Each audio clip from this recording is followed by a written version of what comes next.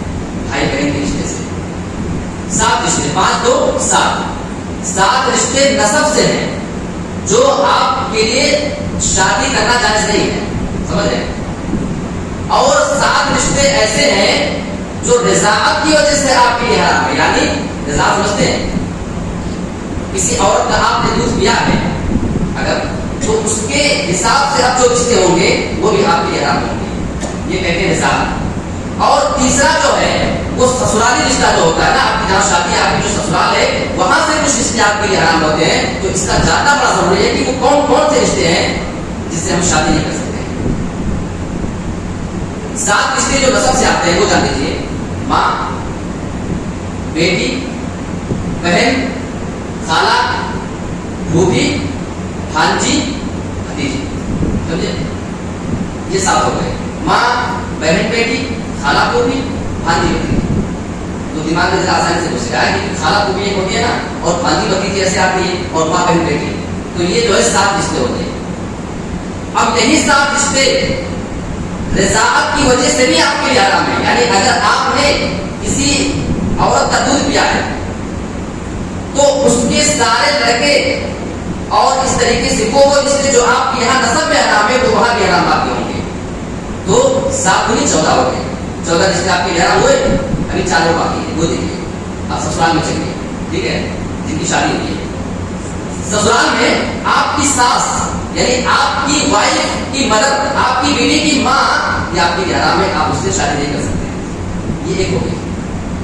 لیکن جو اس کی ماں ہے نا آپ کی بیوی کی، یہ آپ کے لیے ہمیشہ کے لیے حرام ہے. یعنی آپ اس سے کبھی بھی شادی نہیں کر سکتے. چاہے آپ کی بیوی رہے، چاہے مر جائے، چاہے آپ اس کو طلاق دے دیں، آپ اس سے کبھی بھی شادی نہیں کر سکتے اس کی ماں سے.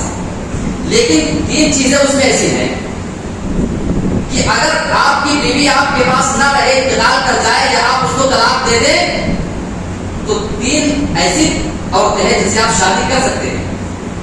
یعنی اس کی سگی بہن ہے، اس کی خالہ ہے، اس کی پھوپھی ہے. ایک تو ماں ہو گیا، ماں، اس کی بہن، اس کی پھوپھی، اس کی خالہ، یہ 4.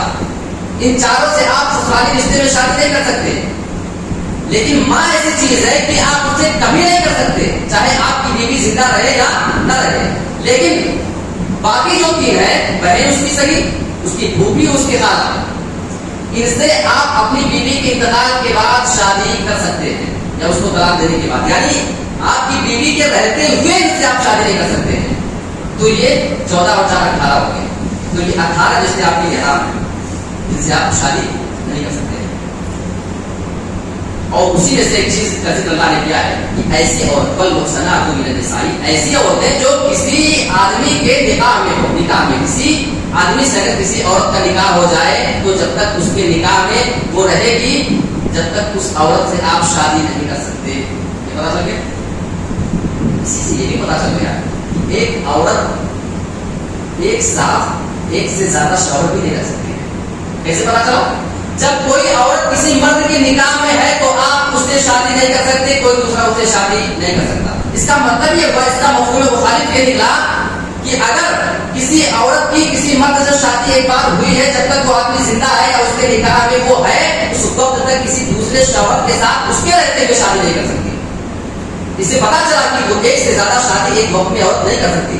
بہت سے لوگ کہتے ہیں کہ کیوں نہیں کر سکتی؟ بھائی آدمی ایک بار ایک ہی وقت میں جو ہے 4 شادیاں کر سکتا ہے تو عورت کیوں نہیں کر سکتی ہے؟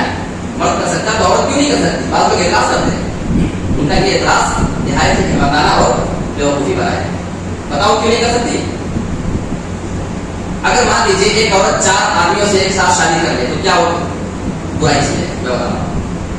اگر لڑکا پیدا ہوگا، 4 آدمی اس سے باری باری ملیں گے، کیسے پتا کرو گے کہ کس کا لڑکا ہے؟ کون اس کی ذمہ داری اٹھائے گا؟ آپ کہیں گے میرے ٹیسٹ کرا لیں گے، پتا چل جائے گا. چلو آج کرا لو گے، جو پہلے کی ترقی نہیں تھی وہ لوگ کیا کرتے ہیں؟ اعتراض ہے نا. تو کبھی کبھی مشین کی رپورٹ بھی تو غلط آ جاتی ہے. آپ میرے ٹیسٹ کرا بھی ہے، اس کے بعد بھی رپورٹ غلط آ سکتی ہے. اس میں احتمال ہے غلطی کا، اس میں شک ہو سکتا ہے کہ پتا نہیں ہے مشین صحیح بتائی یا نہیں، اور وہ بیچارہ سوچے کہ میرے ذمہ آ گیا، کاش اس کے ذمہ چلی جاتی ہے اولاد. اور ایک چیز اور ہے، عورت کو اللہ نے فطری طور پر کمزور بنایا ہے. یہ آپ کو میں وجہ بتا رہا ہوں کہ ایک وقت ایک عورت ایک مرد سے زیادہ شادی کیوں نہیں کر سکتی ہے. اسلام نے حکمت بتائی ہے کیونکہ اللہ نے عورت کو بڑا کمزور پیدا کیا ہے. ایک شوہر کو برداشت کرنا اس کے لیے مشکل ہوتا ہے. ایک ساتھ 4 شوہر کو کیسے برداشت کریں گے؟ ادھر سے وہ غصے میں مارا 4 کماتا، ادھر سے وہ کام اس کا بزنس خراب ہوا، پہنچے 4 لاکھ لگا دیا، ادھر سے وہ نکلا بیڈ لگایا 4، ادھر سے دوسری کھڑیا کھڑی ہو جائے گی. لہٰذا ایک وقت میں عورت ایک مرد سے زیادہ شادی نہیں کر سکتی ہے. اس کی کئی وجہ ہیں. اور آگے فرمایا اللہ نے کہ نیک بیوی کون سی ہے؟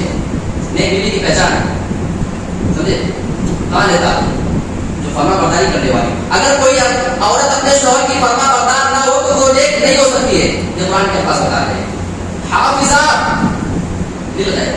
شوہر نہ ہو تو اس کی عزت و آبرو کی حفاظت کرنا، اس کے مال کی حفاظت کرنا، یہ ایک نیک بیوی کی پہچان ہے. یہ بھی اس کی پہچان میں سے شامل ہے. اور آگے چل کر کے بتایا گیا ہے کہ نکاح کی کچھ شرطیں بھی ہیں. نکاح کی کچھ شرط ہے، کیسے آپ کسی سے شادی کریں گے، کیا کیا شرط ہے اس کی طرف مانی جانی چاہیے. 5 چیز بتائی گئی ہے. لڑکی کے لیے ولایت یعنی ولی کا ہونا ضروری ہے، بغیر ولی کی نہیں. اس کے لیے مہر کا ہونا ضروری ہے، لڑکا مہر دے گا، گواہ کا ہونا ضروری ہے، ایجاب و قبول کا ہونا ضروری ہے، یعنی ایک دوسرے نکاح کو قبول کرے مانے، ایسا نہیں کہ زبردستی تھوپ دو، یہ ہو گیا۔ اور دائمی قبضہ اس پر ہو، یعنی ایک بار قبضے میں لے گیا تو پوری نیت تو پوری زندگی گزار دے گا، ایسا نہیں کہ 1-2 مہینے کے لیے لے رہے پھر چھوڑ دیں گے، یہ 5 چیزیں پائی جانی چاہیے۔ اچھا ایک اور نقطہ بتاتا ہوں، اس میں کہا گیا کہ گواہ ہونے چاہیے، گواہ آ جانے کے بعد لو میرج یا جو لے کر کے ایک دوسرے سے عشق و معاشرہ کرتے ہیں، لڑکی کو لے کر کے بھاگ جاتے ہیں، اس کی نفی ہو جاتی ہے، آپ یہ نہیں کر سکتے کیونکہ گواہ کہاں گئے، اسی لیے کہا کہ اعلان کرو نکاح کا باقاعدہ تاکہ سب کو پتہ چل جائے، لے کر کے بھاگ نہیں سکتے لڑکی کو آپ ہو رہا ہے۔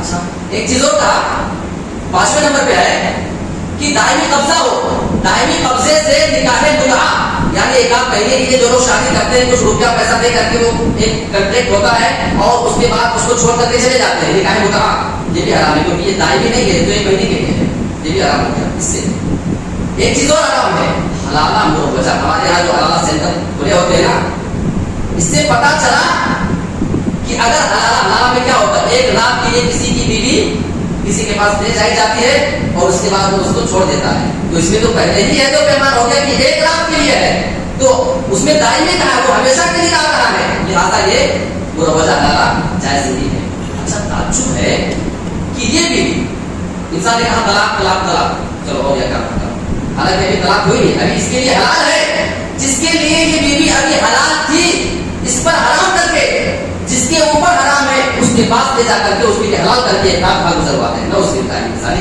کتنی غلط چیز ہمارے سماج میں ہوئی ہے۔ اب آئیے قرآن، یہ میں اس لیے سمجھا رہا تھا باریکی سے کیونکہ یہ سمجھنے کی بات ہے آپ کے لیے۔ اب اس کے آگے اللہ رب العالمین نے ایک بہت زبردست بات کر فرمائی ہے انسانوں کے لیے، وَخُلِقَ الْإِنسَانُ ضَعِيفًا، انسان کمزور پیدا کیا گیا، انسان کی کمزوری کو اللہ رب العالمین نے ذات قریبہ کے دروازے کیا ہے۔ اب ایک سوال یہ پیدا ہوتا ہے، یہاں اللہ رب العالمین نے اس سے پہلے عورتوں کا ذکر کیا ہے اور اس کے بعد اللہ نے یہ کیوں فرمایا کہ انسان کو کمزور پیدا کیا گیا، انسان کمزور ہے؟ اس کی حکمت یہ ہے، ایک انسان اپنے آپ میں چاہے جتنا اسٹرانگ ہو، چاہے جتنا باڈی بلڈر ہو، طاقتور ہو، لیکن جب عورتوں کا معاملہ آتا ہے تو وہ انسان کمزور پڑ جاتا ہے، سمجھے؟ اس لیے ان کا ذکر کرنے کے بعد اللہ نے فرمایا کہ انسان کمزور ہے، یعنی عورتوں کے معاملے میں کچھ کمزور پڑ جاتے ہو، انسان عورتوں سے آ جاتا ہے، ہوتا ہی نہیں ہوتا ہے، اسی لیے فرمایا کہ کمزور ہے۔ اور ایک مفسر نے تو یہاں تک لکھا ہے، ایک آدمی ایک عورت کو دیکھتے رہتا ہے پلٹ پلٹ کر کے، گھوم گھوم کر کے، ایک لڑکا ایک لڑکی کو پلٹ کر کے دیکھتے رہتا ہے، جب اسے معلوم ہے کہ بار بار دیکھنے کا کوئی فائدہ بھی نہیں ہے، بار بار اس کا دیکھنا اس کی کمزوری پہ دلالت کرتا ہے، اس سے زیادہ کمزوری کیا ہوگی کہ بار بار دیکھنے پہ مجبور ہے، وہ دیکھ ہی نہیں رہے، دیکھے جا رہے ہیں، اسی لیے اللہ نے فرمایا کہ انسان کمزور ہے عورتوں کے معاملے میں، اس کی مضبوطی نہیں ہے یہاں پہ۔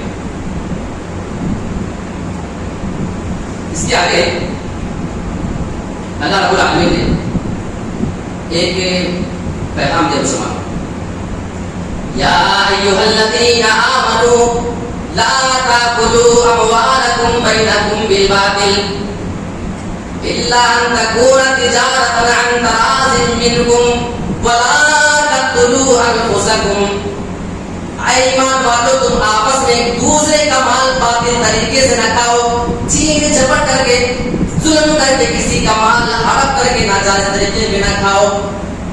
ہاں ایک طریقہ اللہ نے بتایا ہے، اگر تم آپس میں تجارت کرتے ہو، بزنس کرتے ہو، ایک دوسرے سے روپیہ پیسہ کما کر کے تم کھا بھی سکتے ہو، لیکن باطل طریقے سے نہیں، غلط طریقے سے نہیں۔ یہ طریقہ اللہ رب العالمین نے قرآن میں بیان فرمایا۔ ہمارے یہاں تمہارے باطلی کھانے کا رواج ہے نا، ہم حلال روزی کھانے کا نہیں کرا ہے۔ اٹھاؤ حدیث، تو آدمی اللہ کے نبی کے پاس آئے تھے، ایک زمین کے معاملے میں جھگڑا ہو گیا تھا، ایک آدمی کہہ رہا اللہ کے نبی یہ زمین ہماری ہے، یہ زمین ہم کو دیجیے، دوسرا آدمی کہنے لگا اللہ کے نبی نہیں ہے، یہ زمین میری ہے، یہ آدمی تو جھوٹ بول رہا ہے۔ آپ بالکل کنفیوز ہو گئے، آپ کو پتہ نہیں چل رہا تھا کہ اس میں سچا کون ہے جھوٹا کون ہے، اس کے حق میں فیصلہ کروں۔ اس سے پتہ چلتا ہے کہ اللہ کے نبی غیر نہیں جانتے تھے، آپ جانتے تو بتا دیتے تو جھوٹ بول رہا ہے، اس لیے آپ اتنے پریشان ہو گئے اور آپ کو اپنی زبان مبارک سے یہ کہنا پڑ گیا تمہاری باتیں سننے کے بعد مجھے سمجھ ہی نہیں آ رہا ہے کہ زمین حقیقت میں کس کی ہے. نبی مشہور ہو گئے ان کی دلیل سننے کے لیے. آپ نے فرمایا ہے میرے ساتھیوں تم اپنی دلیلیں پیش کرو, پروف کرو, ثبوت پیش کرو, جس کی دلیل زیادہ مضبوط ہوگی اس کے حق میں فیصلہ کیا جائے. اس سے پتا چلا کہ نبی لے لیا. ایک آدمی بہت زیادہ بولنے میں ماہر تھا, وہ چرب زبان بہت زیادہ تھا, یعنی اپنی غلط بات کو اچھی طریقے سے نبی کے سامنے پیش کر رہا تھا, اور دوسرا آدمی بول ہی نہیں پا رہا ہے. نبی زمین اسی کی تھی لیکن وہ بیچارہ بالکل بول نہیں پا رہا, سمجھا نہیں پا رہا, اپنی دلیل نہیں دے پا رہا ہے.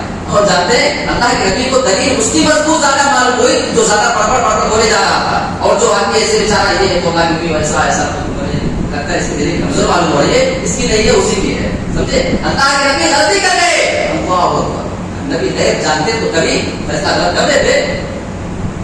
آپ نے فرمایا میرے دوستوں میں نے اس آدمی کی بھی دلیل سنی ہے, یہ آدمی مجھے اپنی بات بہت اچھی طریقے سے سمجھا رہا ہے, اور اخلاقی قوتوں کی بات مجھے سمجھا ہی نہیں پا رہا تھے, دلیل مجھے کمزور معلوم ہو رہی ہے. لہٰذا اس زمین کا فیصلہ میں اسی آدمی کے حق میں کر دیتا ہوں, یہ زمین اسی کو دے دیتا ہوں. وہ ہمارے خوشی کے جو ہے سیدھا تھا ہماری زمین آئے ہم سے مقابلہ کرنے بات کرنے میں نبی کو دیکھو کیسا سمجھا دیتے ہیں.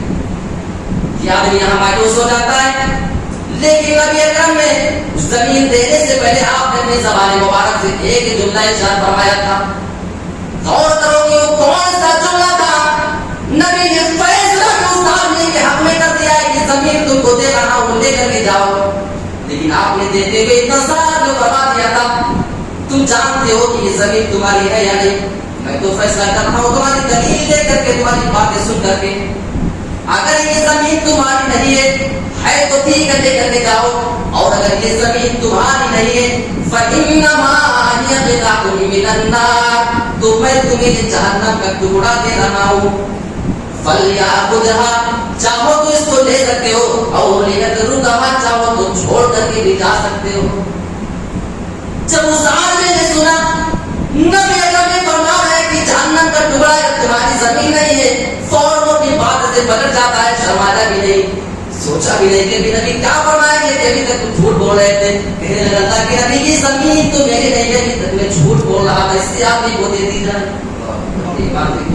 سوچا بھی نہیں کہ نبی کے سامنے ابھی تو شرمندہ ہو جاؤں گا. نبی کہیں کہ اتنی دیر سے آپ کو پریشان کیا, میں نے تمہارے ہاتھ میں فیصلہ دے دیا, ہمارا ٹائم انویسٹ کیا, بیکار کیا, اور بعد میں کہ ہماری نہیں ہے, کچھ نہیں. کیوں؟ کیونکہ اس نے سنا کہ جہنم کا ٹکڑا ہے, ہمیں نہیں چاہیے جانا. جب نبی کا فیصلہ آنے کے بعد نبی اپنا فیصلہ کسی کے حق میں سنا دے, نبی کا فیصلہ اگر اس آدمی کے حق میں نہ جا رہا ہو, حقیقت میں اگر نبی کا کہہ دینا, نبی کا اس آدمی کو زمین دے دینا, اگر اس کی زمین نہ بنا سکے تو اس دنیا کے اندر بڑے بڑے ججوں کے فیصلے, جب وہ زمین ہماری نہیں ہے, ہمارے حق میں فیصلہ ہو جائے دوستو, ہمارا کیسے بنا سکتے ہیں. یہ غور کیا ہم نے, اللہ نے فرمایا لا تاکلوا خالقکم بینکم بالباطل, باطل طریقے سے مت کھاؤ, اس کا مطلب بیان کیا ہے. ایک اور نقطہ بتاتا ہوں. اللہ رب العالمین نے آگے فرمایا اس آیت کریمہ کے اندر ولا تقتلوا اولادکم, تم اپنی اولاد, ولا تقتلوا انفسکم, تم اپنے آپ کو قتل نہ کرو, خودکشی نہ کرو, سوسائڈ نہ کیا کرو. جانتے ہیں ایک نقطہ ہے کہ اللہ رب العالمین نے شادی بیاہ کا ذکر کرنے کے بعد, دیکھیں اس سے پہلے شادی بیاہ کا ذکر ہوا تھا نا, میں نے آپ کو بتایا. شادی بیاہ کا ذکر کرنے کے بعد اللہ نے یہ بھی فرمایا کہ خودکشی نہ کرو, سوسائڈ نہ کرو. جانتے ہو کیونکہ جب شادی ہو جاتی ہے, ایک لڑکے کو اتنا زیادہ تنگ کر دیتی ہے, پریشان کر دیتی ہے کہ وہ خودکشی کرنے پہ مجبور ہو جاتا ہے. حکمت ہے, فرمایا کہ شادی وادی ہو جائے ٹھیک ہے, چلو جیسے چل پائے, خودکشی کرنے کی کوشش کبھی مت کرنا. یا اگر لڑکی ہے تو اس کے سسرال والے جہیز کے چکر میں اتنا تانا دیتے ہیں, اتنا تانا دیتے ہیں کہ وہ خودکشی کرنے پہ مجبور ہو جاتے ہیں. اللہ نے فرمایا کہ خودکشی مت کرنا, یا گھر اس کو خود ہی ختم کر دیتے ہیں, کچھ لے کر نہیں آئے. فرمایا جانے نہیں, ایسا تو نہیں کر سکتے. خاصا رب العالمین نے شادی کے بعد خودکشی سے منع کیا تاکہ اس سے پریشان ہو کر کے عاجز آ کر کے, ابھی عائشہ بانو نے شادی کی وجہ سے خودکشی کیا نہیں. اگر کوئی اس آیت کریمہ ہو جاتی تو کبھی خودکشی نہیں کرتی. شادی کے جھمیلے سے پریشان ہو کر کے, شوہر کے جھمیلے سے پریشان ہو کر کے, ہسبینڈ کے جھمیلے سے پریشان ہو کر کے خودکشی کرنا کا علاج نہیں ہے. یہ قرآن بتا رہا ہے, قرآن کی تعلیم ہے. اس کے آگے سے فرما رہا ہے ان تجتنبوا کبائر ما نهیتم عنہ نکفر عنکم سیئاتکم وندخلکم مدخلا کریما.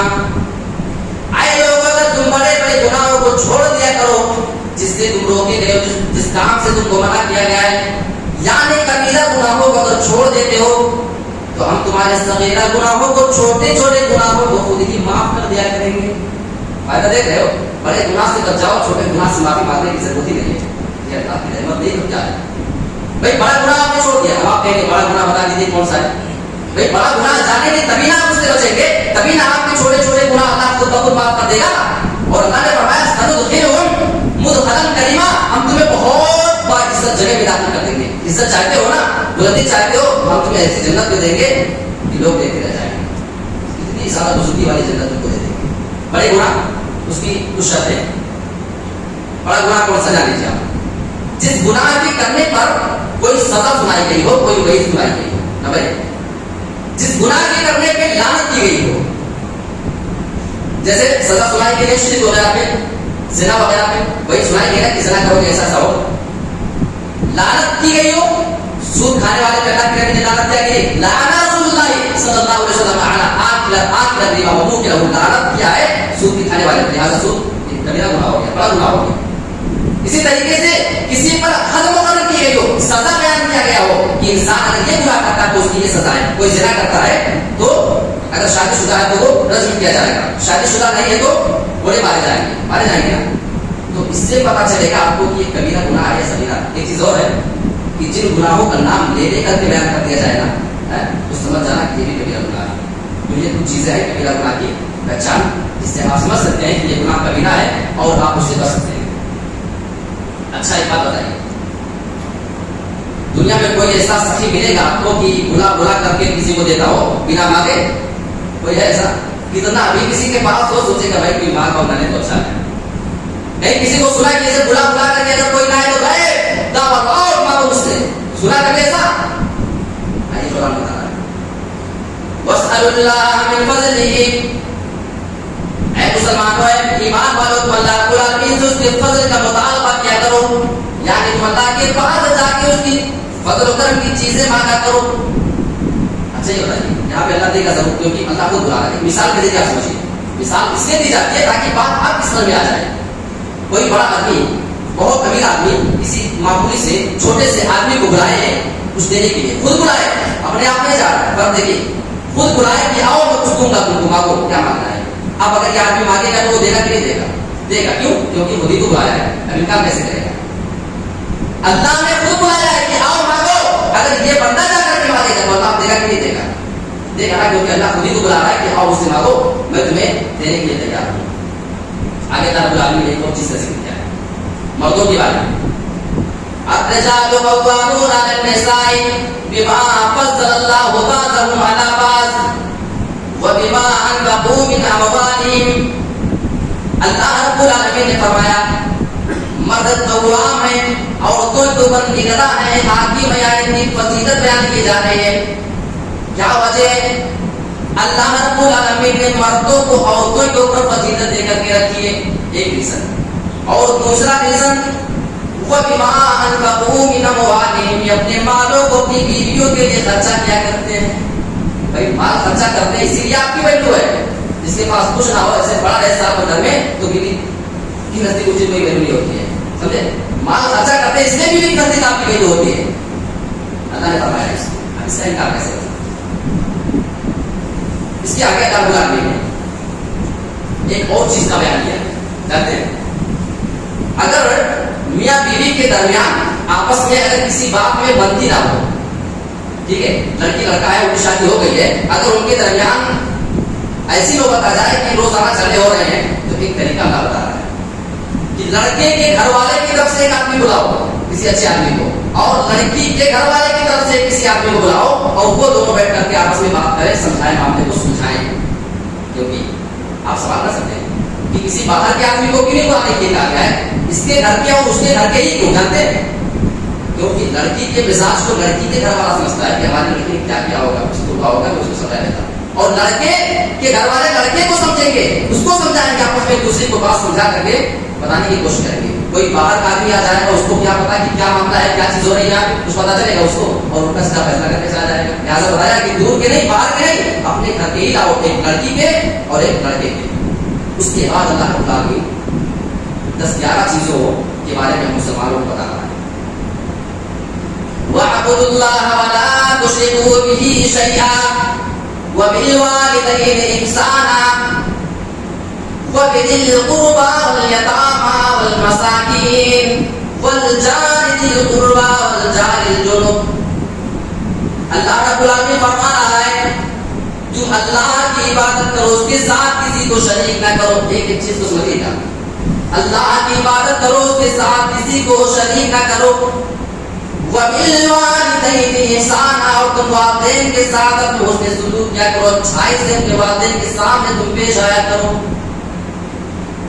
وَبِذِي الْقُرْبَى, اور جو تمہارے رشتے دار ہیں, تمہارے قرابت دار ہیں, تمہارے آس پاس کے لوگ ہیں, جو تمہارے رشتے دار ہیں, تم ان کے ساتھ بھی اچھائی سے پیش آیا کرو. اسی طریقے سے والمساکین والیتامى, مسکینوں کے ساتھ, یتیموں کے ساتھ. اچھا, پڑوسی دو قسم کے اللہ نے بتاتے ہیں. والجار ذی القربى, ایسا پڑوسی جو آپ کا رشتے دار ہو تو اس کا حق اور زیادہ بن جاتا ہے. اور اگر کوئی ایسا پڑوسی ہے جو آپ کا رشتے دار تو نہیں ہے لیکن پڑوسی ہے, لیکن اس کی بھی آپ کو دیکھ ریکھ کرنی ہے. ایک چیز اور فرمایا, وَالصَّاحِبِ بِالْجَنبِ, آپ کہیں سفر میں ہو, اگر آپ کے سفر میں کوئی آدمی ہے, کسی کو رکھے ہو, تو اس کی بھی آپ جو ہے دیکھ ریکھ کیا کریں, اس کے ساتھ بھی اچھا سلوک کریں. وَابْنِ السَّبِيلِ, کوئی مسافر آپ کو کہیں بھی مل جائے تو اس مسافر کے ساتھ بھی آپ کو اچھا سلوک کرنا ہے, جبکہ وہ مسافر آپ کا کچھ نہیں لگتا. کون سا دنیا میں ایسا مذہب ہے جو اس طرح کی تعلیم اپنے ماننے والوں کو دیتا ہو کہ آپ کے ساتھ کوئی سفر کر رہا ہے تو آپ اس کے ساتھ کبھی بدتمیزی سے پیش نہیں آ سکتے. بعض مسلمان نوجوان ہوتے ہیں نا, بڑے جوش میں, اور جو سامنے آ گالی دیا گلوچ دیا نکل رہے ہیں بائک سے, اس سے منع کیا گیا ہے. اگر کوئی مسافر ہے تو اس کے ساتھ آپ بدتمیزی نہیں کر سکتے, اس کے ساتھ اس نے سلوک کرنے کا حکم دیا گیا ہے. اب ایک چیز کو آپ دیکھیں, شروع اللہ کی عبادت کرو. ہم سے تو فرض نمازیں نہیں ہو پا رہی ہیں, 5 وقت کی نمازیں ہم ٹھیک سے ادا کرنے کو تیار نہیں ہو پا رہے ہیں. آئیے نبی اکرم کا حال دیکھتے ہیں. نبی اکرم کا حال تو یہ تھا کہ فرض نمازیں تو چھوڑو, آپ نفلی نمازوں کا اتنا زیادہ اہتمام کیا کرتے تھے. رات میں اتنی دیر تک آپ یہاں فرمایا کرتے تھے, آپ کے پیر مبارک سوج جایا کرتے تھے, اس میں ورم آ جایا کرتا تھا, بھول جایا کرتے تھے. حضرت عائشہ دیکھتی, اے اللہ کے نبی, آپ کی تو سارے اور پچھلے گناہ کو اللہ نے معاف کر دیا, آپ کو اتنی عبادت کی کیا ضرورت. تو جانتے نبی اکرم نے کیا جواب دیا تھا, اے میری بیوی عائشہ, افلا اکون عبدا شکورا, کیا میں اللہ کا شکر گزار بندہ نہ بنوں. اگر اللہ نے مجھے یہ فضیلت عطا کی ہے تو کیا میں اس اللہ کا شکر ادا نہ کروں. یعنی نبی شکرانے کے طور پہ رات پر عبادت کرے, ہم سے 5 وقت کی نماز نہ ہو پائے. اللہ نے فرمایا وَاعْبُدُوا اللَّهَ, تم اللہ کی عبادت کیا کرو. دوسری چیز, وَلَا تُشْرِكُوا بِهِ شَيْئًا, کسی کو اللہ کے ساتھ شریک نہ بناؤ. کیوں؟ نقصان جاتے ہیں. إِنَّ اللَّهَ لَا يَغْفِرُ أَن يُشْرَكَ بِهِ وَيَغْفِرُ مَا دُونَ ذَلِكَ لِمَن يَشَاءُ. شرک تمہیں اس لیے نہیں کرنا ہے, جو بھی کسی کو اللہ کے ساتھ شریک بنائے گا تو اللہ نے کہہ دیا کھل کر کے, اللہ کبھی بھی شرک کو کسی بھی قیمت پہ معاف نہیں کرے گا, اور اس کے علاوہ جس بھی گناہ کو جس کے لیے چاہے گا معاف فرما دے گا. وَلَا تُشْرِكُوا بِهِ شَيْئًا. اور آگے چلیے, وَبِالْوَالِدَيْنِ إِحْسَانًا, اپنے والدین کے ساتھ حسن سلوک کیا کرو. یہ تیسری چیز ہے. آج والدین کے ساتھ گزرنے والوں, ان کو بار بار ہر بات میں تکلیف پہنچانے والوں ذرا سنو. آپ تو سوچتے ہو نا کہ 2-4-10,000 روپیہ کما کر کے 2-4 مہینے میں دیتے حق ادا ہو گیا. ایک آدمی تھا, اس نے سوچا کہ لاؤ میں ماں کا حق ادا کر دیتا ہوں. لالا پھر پیٹ کر دی ماں کو اور چلا لے کر کے حج کرتے ہیں, سمجھے. سوچا کہ اب تو جو ہے حق ادا کر دوں گا. حق ادا کرنے کے لیے چلا تھا. ہم یہ حق ادا کرنا چاہتے ہیں نا, سنیے. وہ آدمی طواف کر رہا تھا, اپنی ماں کو لا کر کے پیٹ پر 1 2 3 4 5 6 چکر. 7ویں چکر میں حضرت عمر فاروق سے اس کی مٹبھیڑ ہو گئی, ملاقات ہو جاتی ہے. یہ آدمی اٹھ جاتا ہے کہ لاؤ عمر فاروق کا مسئلہ پوچھ لیتا ہوں. کہنے لگا, اے عمر, اے امیر المومنین, آپ میری پیٹ پر جس بوڑھی عورت کو دیکھ رہے ہیں, میری ماں ہے, بوڑھی ہو چکی ہے, یہ اتنی زیادہ کمزور ہو چکی ہے, ہاتھ اس کے کام نہیں کرتے, پیر اس کے خراب ہو چکے ہیں, چلنے کی طاقت نہیں, ساتھ جتنا یہ جوالا اٹھا کر کے اپنے منہ میں نکال سکتی ہے. دانت میں اس کی سارے ٹوٹ چکے ہیں, جھڑ چکے ہیں. میں کھانا چبا چبا کر کے لقمہ اس کے منہ میں ڈالتا ہوں تب یہ جا کر کے کھانا کھایا کرتی ہے. غور کرو مسلمانوں, ہم اپنی ماں کے ساتھ کون سا ایسا کام کرتے ہیں جس کی بنا پہ ہم سوچتے ہیں کہ ہم نے تو ماں کا حق ادا کر دیا. اس نے کہا میرے مومن کیا جانتے ہو, میری ماں کے ہاتھ پیر کام نہیں کرتے, اس طرح پر کے جب لیٹرین کر دیا کرتے ہیں گندگی کر دیتی ہے, میں اپنے ہاتھ سے اس کو صاف کر دیا کرتا ہوں. اور دیکھیے آپ, آج تو میں نے اپنی ماں کو اپنی پیٹھ پر لا کر کے اس کو حج کرا دیا. ابھی یہاں ہوں, ابھی صحیح کروں گا. آج میں چاہتا ہوں کہ میں اپنی ماں کا حق ادا کر دوں. تو اے عمر آپ بتائیے کیا میں نے اپنی ماں کا حق ادا کیا یا نہیں؟ سوال کیا, فکر دیا اس کو, ہمیں کتنی فکر ہے, حق ادا کیا یا نہیں آپ بتائیے. پھر کہے تو پوچھ لیتا ہوں. حضرت عمر پاک نے فرمایا اے میرے دوست میں کیسے کہوں کہ تم نے حق ادا کیا یا نہیں؟ اے میرے مومنین بتائیے مجھے اور کتنا کرنا پڑے گا تب میں جا کر میں حق ادا کر سکوں گا؟ تو حضرت عمر فاروق نے صرف ایک جواب اس کو دے کر واپس کر دیا. آپ نے فرمایا تم اس سے یہ سوال کرنا ہے کہ تم نے حق ادا کیا یا نہیں, میں یہ تو نہیں جانتا ہوں کہ تم نے حق ادا کیا یا نہیں. ہاں میں اتنا ضرور کہہ سکتا ہوں, ابھی تک غور سے سننا میری ماں بہنوں, سنو آپ کی فضیلت بیان ہو رہی ہے. ایک ماں کی حیثیت سے ان کی ماں بننے کے لیے ایک عورت کو اپنے زمین و آسمان میں سب سے زیادہ تکلیف اٹھانی پڑتی ہے, اسی لیے اس کی فضیلت جانتے ہیں. جب ایک عورت بچہ چل رہی ہوتی نا تو اس کی زمین اور آسمان ان کی چھاتی پھٹ جاتی ہے, پوچھیے کیا تکلیف ہوتی ہے. حضرت عمر فاروق نے فرمایا میں یہ تو نہیں جانتا ہوں کہ تم نے حق ادا کیا یا نہیں, ہاں اتنا ضرور بتا سکتا ہوں, تیری ماں جب تجھے پیدا کر رہی تھی, تجھے جل رہی تھی, جب تو اپنی ماں کی کوکھ سے نکل رہا تھا, درد کی وجہ سے کی وجہ سے جب بچہ پیدا ہوگا اس کو درد سے کہا جاتا ہے. جب تو پیدا ہو رہا تھا تیری ماں کے زبان سے اس وقت تکلیف کے موقع پر سب سے پہلے جو آہ کے الفاظ نکلے تھے, اے میرے دوست ابھی تو نے اس آہ کا بھی حق ادا نہیں کیا ہے. ہم تو پورا جو ہے 2-4 ہزار روپیہ تیرے حق ادا کر رہے ہیں. حضرت عمر فاروق کی نظر میں ابھی تک اس نے پہلی آہ کا بھی حق ادا نہیں کیا. چلے ہیں ہم بات حق ادا کر, ہم کتنی خدمت مالی کریں تب ادا کر سکتے ہیں. اللہ کے بعد اگر دوسرا مقام بھی دنیا میں کسی کو اس نے دیا جائے تو ماں کے قدموں کے نیچے جنت بتایا گیا. اللہ نے جہاں فرمایا ہے اپنے بارے میں شرک نہ کرو, اپنا ذکر کیا اس کے ساتھ آپ کی ماں کو نکال دیا ہے, یہ ان کی فضیلت نہیں تو کیا ہے. اچھا ایک چیز اور ہے نا, اللہ بتا رہا ہے کہ تم کو مسکینوں کے ساتھ, یتیموں کے ساتھ, مسافروں کے ساتھ, ان کے ساتھ اچھا کام کرنا, اچھا سلوک کرنا ہے, والدین کے ساتھ. اس سے ایک مسئلہ یہ پتا چلتا ہے کہ اسلام صرف نماز, روزہ, صدقہ, زکات, حج کا نام نہیں ہے. ہاں یہ ساری چیزیں اپنی جگہ ہے, اس کا نام نہیں ہے, لیکن صرف انہیں کا نام اسلام نہیں ہے. ایک طرف اللہ کا حق ہے تو دوسری طرف بندوں کا بھی حق رکھا گیا ہے. اگر آپ بندے کا حق ادا کیے بغیر چلے جائیں گے تو آپ جنت پانے کے بارے میں مت سوچیے. اس لیے اللہ نے فرمایا اس چیز کو. قرآن میں ایک آیت ہے جس کو سن کر کے اللہ کے نبی صلی اللہ علیہ وسلم ٹوک رہے تھے. وہ کون سی آیت ہے؟ فَكَيْفَ إِذَا جِئْنَا مِنْ كُلِّ أُمَّةٍ رَسُولًا وَجِئْنَا بِكَ عَلَىٰ هَٰؤُلَاءِ رَسُولًا شَهِيدًا. اے میرے نبی اس وقت آپ کا کیا حال ہوگا, اس وقت کیا پوزیشن ہوگی جب ہم ہر امت میں سے گواہ لے کر کے آئیں گے اور وہ سارے لوگوں کے اوپر ہم آپ کو گواہ لے کر کے آئیں گے, گواہ بنا کر لائیں گے. حضرت عبداللہ ابن مسعود فرماتے ہیں ایک مرتبہ اللہ کے نبی نے مجھ سے فرمایا اقرا علیہ القرآن. اے عبداللہ میں چاہتا ہوں کہ تم آج مجھے قرآن پڑھ کر کے سناؤ. کہنے لگے اللہ کے نبی اقرا علیہ القرآن, کیا میں آپ کو قرآن سکھاؤں؟ وانزل علیہ, اور قرآن تو آپ کے اوپر نازل کیا گیا ہے, لیکن مثلا میں آپ کو قرآن سناؤں. آپ نے فرمایا انی احب ان اسمع من غیری, میں چاہتا ہوں کہ دوسرے کی زبان سے بھی قرآن سن لیا کروں. اس سے قرآن سننے کی فضیلت ثابت ہوتی ہے. قرآن میں سنتے ہیں نا, یہ فضیلت ہے.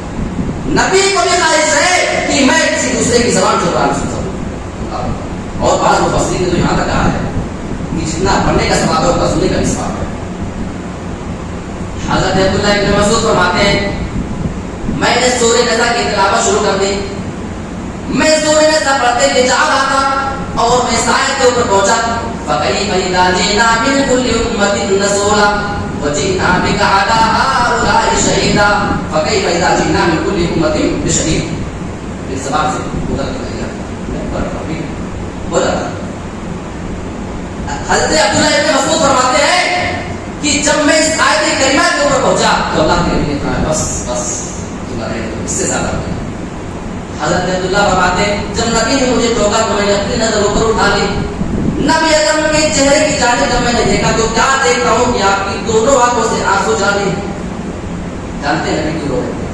اس میں کہا گیا ہے کہ ہم آپ کو قیامت کے دن گواہ بنا کر کے لائیں گے.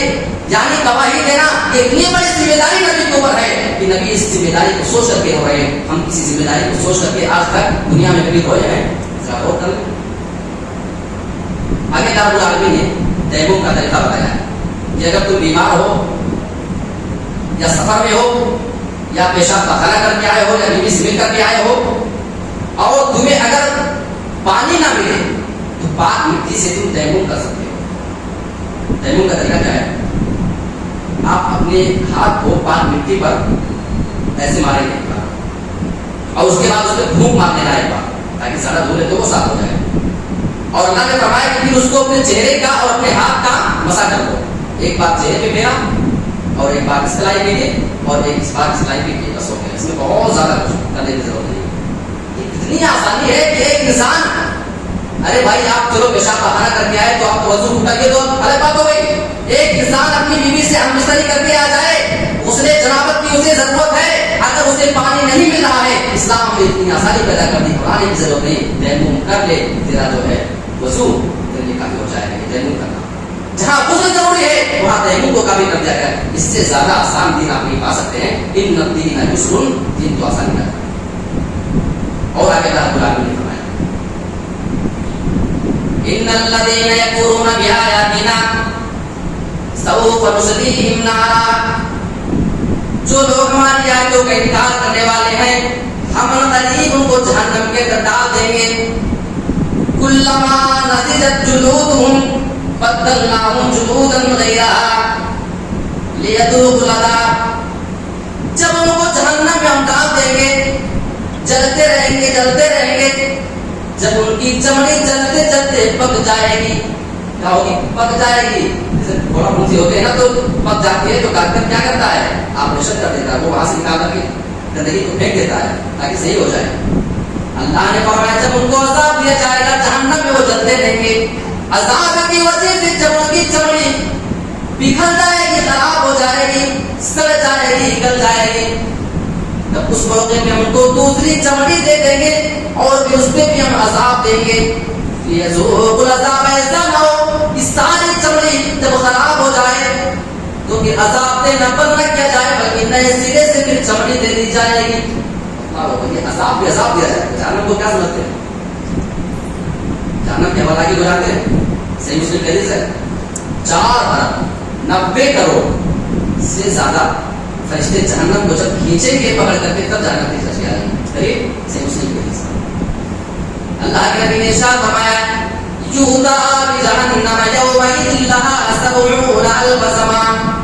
قیامت کے دن جہنم کو کھینچ کر کے گھسیٹ کر کے لایا جائے گا. یعنی جہنم اتنی زیادہ خطرناک ہے کہ وہ اپنی مرضی سے نہ آئے گی. کھینچا جائے گا. فرمایا لہا 70,000 زمان. جہنم کے اندر 70,000 لگامیں ہوں گی. 1 2 3 لگام ایسے اس کو پکڑ کے کھینچ سکتے ہیں. پکڑ کر کے کھینچنے کی چیز لگام لگی ہوگی. 1 2 10 ہزار نہیں 70,000 لگام. مع كل زمان 70,000 ملك يجرونها. 70,000 لگامیں ایک لگام کو پکڑ کر کھینچنے کے لیے اس کو گھسیٹنے کے لیے 70,000 فرشتے لگے ہوں گے. اب ذرا ان کو کیلکولیٹ کر کے دیکھیں تو کتنا نکل رہا ہے. 70,000 لگام. ایک لگام کو 70,000 فرشتے پکڑ کر کے کھینچیں گے تو ابھی 70,000 لگاموں کو کتنے فرشتے پکڑ کر کے کھینچیں گے. موبائل میں کیلکولیٹ کر کے دیکھو یقین آؤ 4 ارب 90 کروڑ سے زیادہ فرشتے بنتے ہیں. جتنے فرشتے جہنم کو پکڑ کر کے کھینچیں گے تب جہنم کس کا خیال کے پاس ہوگا. یہ جہنم کی اللہ کی یہ صحیح مسلم بالکل صحیح ہے. ایک موقع میں آپ نے یہ بھی فرمایا تھا یہ بھی صحیح مسلم کے الفاظ ہیں ان اول اهل النار عذابا يوم القيامه لرجل يوضع في اخمص قدميه جمرتان يغلي منهما دماغه रवाहु मुस्लिम। नबी अकरम ने फरमाया मुसलमानों तुम क्या समझते हो जहन्नम के बारे में, क्या तुमने समझा है? वहां तो सबसे हल्के अज़ाब का आलम ये होगा, सबसे छोटे अज़ाब का हाल ये होगा कि एक आदमी को लाया जाएगा, उस आदमी के पैर के नीचे, तलवे के नीचे आग के दो अंगारे रखे जाएंगे। जगली मिनहुमा दिमागुहु, उस आदमी का एक भाग हांडी की तरीके से खौलेगा। अरे भाई ये आग के अंगारे यहाँ तलवे के नीचे और दिमाग खौल रहा हांडी की तरीके से। आज पुलिस वाले जब किसी बड़े मुजरिम को मारते हैं, सजा देते हैं तो तलवे में मारते हैं, वजह क्या है? नहीं वजह है, उसका कनेक्शन के पास होता है। ये सजा तो अल्लाह ने बताया है कि पुलिस वाले जो चोरी किए इस्लाम से सजा होता है, समझे? ये इनका इत्तिजाब क्या हो रही है? इसको अल्लाह के नबी ने 1450 साल पहले बता दिया है कि जब उनके पैर के तलवों के नीचे आग के अंगारे रखे जाएंगे, तलवे के नीचे ये तलवा जो बीच का हिस्सा सबसे नरम हिस्सा होता है पांव के बीच का, उस पर रखा जाएगा, दिमाग खोलेगा। पता क्या चला? इसका कनेक्शन सीधा पैर के तलवे से है दिमाग का। पुलिस वाले मारते भी नहीं मारते भाई, क्यों? कह जाते हैं तो मार गया, पहले से थोड़ी सजा दी जा रही है तो बात की जाता है, यानी इस्लाम से खुल जाएगा। इस्लाम से बहुत सारी चीज दी गई, उसको भी क्या होगा? अब आगे अल्लाह ने फरमाया है नबी की किताब के बारे में, बहुत गौर से सुनिएगा और कुछ मुद्दे इसमें मैं आपको बताना चाहता हूं। या अय्युहल्लज़ीना आमनू अतीउल्लाह व रसूल व अतीउर रसूल व उलिल अम्रि मिनकुम फ़इन तनाज़अतुम फ़ी शैइन फरुद्दूहु इलल्लाहि व रसूल इन कुंतुम तु'मिनूना बिल्लाहि वल यौमिल आखिर। ऐ ईमान वालों, तुम अल्लाह की इताअत करो, रसूल की इताअत करो और उलिल अम्र की भी इताअत करो जो तुम्हारे अमीर हैं। एक मुद्दा बताओ, आप इस आयत करीमा के अंदर देखो तो अल्लाह के साथ और रसूल के साथ अतीउ का लफ्ज़ इस्तेमाल किया, यानी अलग से अल्लाह के साथ अतीउल्लाह, अल्लाह की इताअत करो, व अतीउ रसूल और रसूल की इताअत करो। लेकिन जब अमीर का नाम आया, जब उलिल अम्र का, जब कोई आपका जो है रहबर है उसका जब नाम आया तो उसके साथ ये नहीं कहा कि व अतीउ उलिल अम्र, कि इसकी भी इताअत करो, बल्कि फरमाया सिर्फ व उलिल अम्र। जानते क्यों? क्योंकि अल्लाह की इताअत मुस्तकिल अलग से एक इताअत है, समझे? रसूल की इताअत मुस्तकिल अलग से एक इताअत है और उलिल अम्र की इताअत की मुस्तकिल नहीं है। तब क्या है? अल्लाह और उसके रसूल की मिली जुली बातों को अगर ये मानता है ठीक से, उसके मुताबिक बताता है, तब इसकी इताअत की जाएगी। यानी अल्लाह की इताअत अलग से एक इताअत है मुस्तकिल, रसूल की इताअत अलग से मुस्तकिल एक इताअत है, इसकी इताअत अलग से मुस्तकिल नहीं है। बल्कि अल्लाह और उसके रसूल की बातें अगर ये मान करके उसी हिसाब से करता है तो इसकी बात मानी जाएगी। ऐसा फरमाया उनके साथ अभी और लगाया गया। फ़इन तनाज़अतुम फ़ी शैइन, और बताया जा रहा है इख्तिलाफ के बारे में। आज हमारे दरमियान भी बहुत सारे मसाइल में इख्तिलाफ हो जाया करते हैं। अल्लाह ने इसको पहले बता दिया है तुम्हारे दरमियान इख्तिलाफ होगा। फ़इन तनाज़अतुम, अगर इख्तिलाफ हो जाए, इससे पता चला कि इख्तिलाफ होगा, इख्तिलाफ होगा, हो जाए तो क्या करोगे? फरुद्दूहु इलल्लाहि व रसूल, तो उसको अल्लाह की तरफ लौटाओ, रसूल की तरफ लौटाओ। अल्लाह का आसमान पे वहां ले जाएंगे, रसूल तो चले गए, कहां ले जाएंगे? मतलब कुरान की तरफ लौटाओ, हदीस की तरफ लौटाओ। जो कुरान बताए, जो हदीस बताए किसी मसले में, उसको मान लो, उसी को ले लो। और आगे बताया इन कुंतुम तु'मिनूना बिल्लाह वल यौमिल आखिर, अगर तुम्हारा ईमान अल्लाह पर है, रसूल और आखिरत के दिन पर है, तो तुम्हें अल्लाह का फैसला और नबी का फैसला मानना ही पड़ेगा। इसी मसले में अगर कुरान हदीस आ जाने के बाद आप नहीं मानते हैं, इसका मतलब आपका ईमान अल्लाह पर और आखिरत पर है, इससे पता चलता है। और आगे बहुत पता चलता है फला व रब्बिका ला युमिनूना हत्ता युहक्किमूका फीमा शजरा बैनहुम थुम्मा ला यजिदू फी अनफुसिहिम हरजन मिम्मा क़दैता व युसल्लिमू तस्लीमा। फला व रब्बिका ला युमिनून, ऐ मेरे नबी नहीं, बिल्कुल नहीं, तेरे रब की कसम, ये ईमान वाले नहीं हो सकते हत्ता युहक्किमूका फीमा शजरा बैनहुम, जब तक कि अपने इख्तिलाफ में, अपने झगड़े में आपको अपना फैसला और जज न मान ले। समझे? कोई मसला हो जाएगा और नबी को जब तक कि अपना फैसला करने वाला और जज ना मान ले, उस वक्त तक ये ईमान वाले नहीं हो सकते। बहुत बारी को बताने जा रहा हूं, सुनिए। यहाँ पे फरमाया ला युमिनून और बीच में हत्ता है और उसके बाद में युहक्किमूका है। यानी अगर आपसे ये सवाल किया जाए कि ईमान की मंजिल क्या है, कोई आदमी कहीं जा रहा हो तो आप उससे सवाल करें कि आपकी मंजिल कहाँ है, कहाँ जा रहे हैं, तो کہے گا کہ میں فلاں جگہ جا رہا ہوں، مطلب ہماری منزل فلاں جگہ ہے. میں اسکول جا رہا ہوں تو میری منزل اسکول ہے. میں اگر گھر جا رہا ہوں تو میرا منزل جو ہے وہ گھر ہے. لہذا اگر کوئی سوال کرے کہ ایمان کی منزل کہاں ہے تو آیت کریمہ بتا رہی ہے کہ تحکیم رسول کا فیصلہ یہ جو ہے ایک ایمان کی منزل ہے.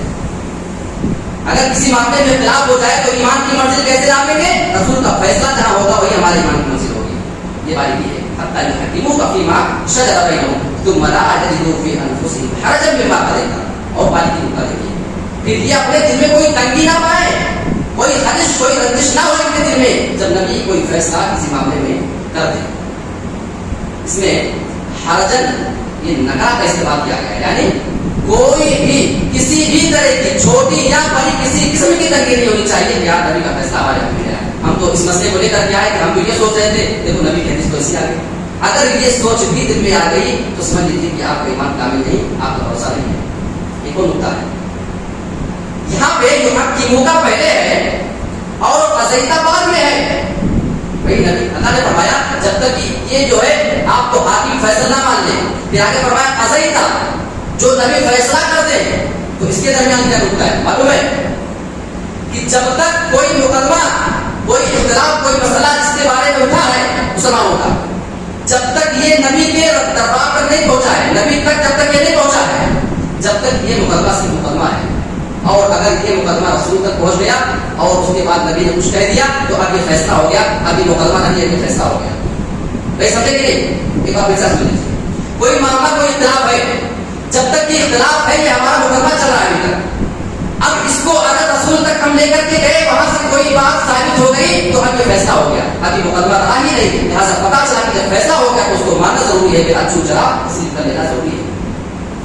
ایک اور نقطہ ہے حرجن مما قضیت ویسلم تسلیما. دیکھیے فرمایا کہ کوئی حرج نہ محسوس کرے، کوئی تنگی نہ محسوس کرے. تو حرج اور تنگی یہ انسان کے دل میں ہوتی ہے، دل میں ہوتی ہے نا، دل میں سوچ دینا نہیں جاتی کیا ہو گیا دل میں. اور فرمایا ویسلم تسلیما، جب تک اپنے آپ کو یہ جو ہے تسلیم نہ کرتے، جھکا نہ دے، سرنڈر نہ کرتے. تو انسان سرنڈر اپنے جسم سے کرتا ہے، دل سے نہیں کرتا نا. انسان کیا کہتا ہے اپنے آپ کو جا کے اس نے سرنڈر کر دیا، ہوتا نا، تو مطلب اپنے آپ کو اپنے جسم کو پیش کر دیا. دیکھیے فرمایا حرج دل میں جو ہوتا ہے، یعنی دل بھی آپ کا جھک جائے نبی کا فیصلہ آنے کے بعد، اور آپ کا جو ہے جسم بھی جھک جائے، یعنی نبی کی بات آنے کے بعد، نبی کا فیصلہ آنے کے بعد آپ کا دل بھی جھک جائے اور آپ کا جسم بھی جھک جائے، تب جا کر کے آپ سچے وہ بھی ہو سکتے ہیں. لہٰذا فرمایا حرج مما قضیت ویسلم تسلیما. ایک جو ہے آخری آیت بتا کر کے بات ختم کر دیتا ہوں، بہت باریک نقطہ اس کو بتانے جا رہا ہوں. یہ پانچویں باری کی سب سے آخری آیت ہے. ما يفعل الله بعذابكم ان شكرتم وآمنتم وكان الله شاكرا عليما. اللہ کو کیا پڑے کہ تم کو عذاب دے اگر تم شکر ادا کرو اور تم ایمان والے ہو جاؤ.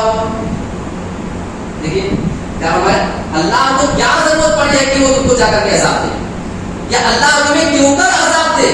یہ سوال کے انداز ہے. اس کو ایسے بھی آسانی سے کہا جا سکتا تھا کہ اگر تم شکر ادا کرو گے تو ہم عذاب نہیں دیں گے. سمجھے؟ بہت غور سے سنیے گا تب سمجھ آئے گا. اس کو ایسے بھی کہا جا سکتا تھا کہ اگر تم شکر ادا کرو تو میں عذاب نہیں دوں گا. لیکن اس کو گھما کر کے سوال بنا کر کے کہ اللہ کو کیا پڑی ہے کہ وہ تم کو عذاب دے اگر تم شکر ادا کرتے. اس میں نقطہ یہ ہے کہ اللہ کی صفت جو ہے نا اصل میں وہ رحمت ہے. اللہ کی اصل صفت رحمت ہے، اور یہ رحمت غضب میں، غصے میں، عذاب میں اس وقت تک نہیں بدلتی ہے جب تک انسان ناشکری نہیں کرنے لگتا ہے. لہٰذا فرمایا کہ اللہ کو کیا پڑی ہے کہ تم کو عذاب دے اگر تم شکر ادا کرتے. یعنی اللہ کی پہلے تو رحمت ہے، اللہ عذاب نہیں دینا چاہتا، لیکن انسان جب ناشکری کرنے لگتا ہے اس کے بعد جو ہے وہ اللہ کا جو ہے کسی بھی معاملے میں ناشکرا ہو جاتا ہے، تب جا کر کے اللہ کی یہ رحمت غضب میں اور عذاب میں بدل جاتی ہے. انسان جب ناشکرا ہو جاتا ہے تو اللہ کا عذاب بھی اس کو دیکھنے لگتا ہے کہ کہاں اس موقع پہ ایسے اس کو جا کر کے پکڑا جائے. تو یہ سب سے آخری آیت ہے، اس کے بارے میں آپ کے سامنے وضاحت کی گئی ہے. تو یہ پانچویں بارے کی مختصر باتیں آپ کے سامنے رکھی گئی ہیں. اللہ سے دعا ہے کہ اللہ رب العالمین ان ساری باتوں پر ہمیں غور کرنے، سنجیدگی سے سوچنے سمجھنے، اس پر عمل پیرا ہونے کی توفیق عطا فرمائے. آمین. وآخر دعوانا الحمد للہ رب العالمین. والسلام